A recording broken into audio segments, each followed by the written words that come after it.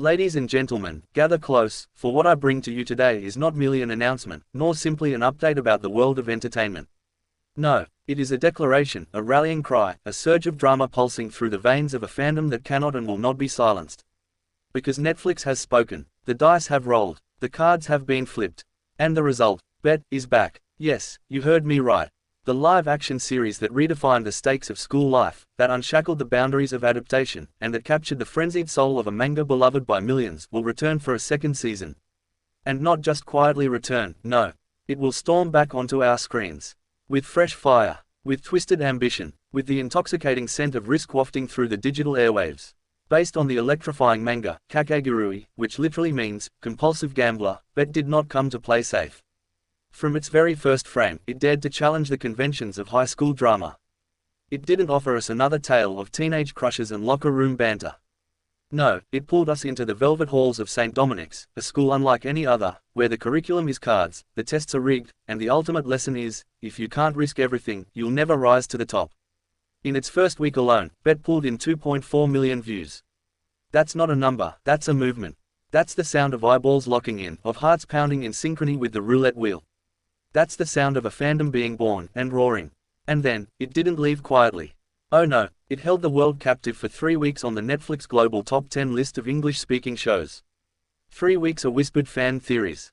Of memes. Of debates. Of rewatches. 3 weeks where Netflix watchers across oceans, time zones, and languages all felt the same thing: this show is different.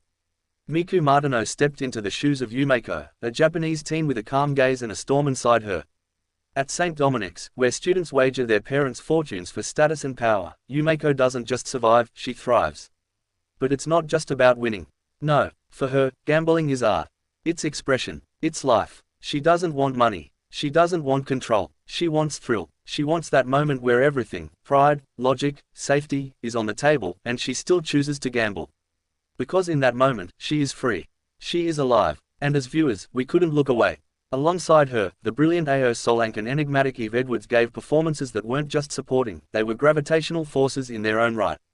They embodied the madness, the fear, the hunger that defined the world of St. Dominic's. Every character has an angle. Every smile hides a ploy. And every friendship trembles under the weight of what's really at stake. Because at this school, you're not judged by your grades. You're judged by your nerve.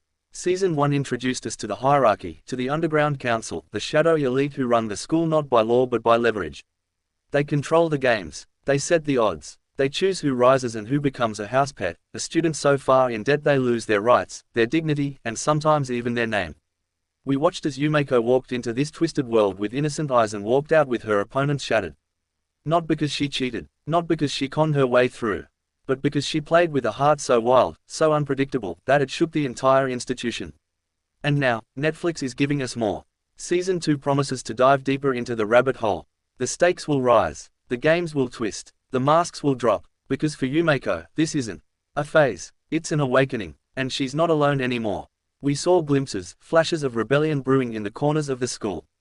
Others who are tired of the manipulation, tired of being pawns, tired of watching the council rule with iron smiles and invisible chains. And if Season 1 was a spark, Season 2 might just be the fire that consumes the entire system. Expect new characters, some charming, some terrifying. Expect higher risks, games that don't just gamble money, but memories, secrets, maybe even lives. Expect alliances to crumble, betrayals to sting, and victories to feel earned in blood, sweat, and psychological warfare. Because this is not just a game. This is a way of life. This is an obsession. And Yumeko, the compulsive gambler, is not done playing. What does it say about us, the millions who watched? That we too are drawn to danger. To games we cannot control. That we, like Yumeko, lean in when the stakes climb, not out. We crave stories where logic is tested and morality bent. We root for those who walk the tightrope blindfolded and laugh at the wind. Maybe we see ourselves in her. Maybe we want to. So here's to the second season. Here's to the return of the Queen of Chaos. Here's to the school where poker faces mean more than diplomas. Where losing is a fate worse than failing. Where the house always wins, unless you burn it down from the inside. We're ready for more. More tension. More risks. More betrayal. More glory. Because in the world of bet, nothing is real until you wager. No truth is spoken without a risk. And no one, walks away unchanged. So shuffle the cards. Light the candles. Let the games begin. Because Netflix has dealt a new hand. And Yumeko is smiling.